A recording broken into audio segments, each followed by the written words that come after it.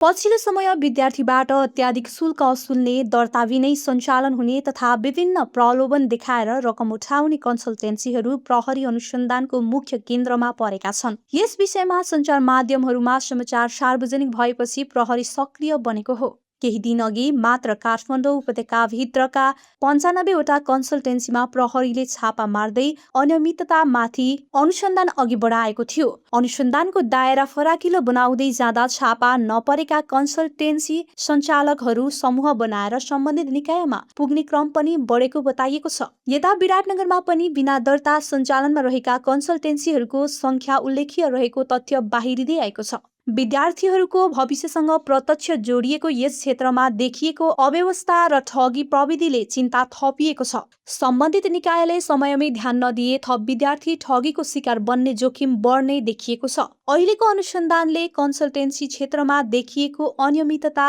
कतिको नियन्त्रणमा आउँछ भन्नेमा सर्वसाधारणको चासो बढेको छ।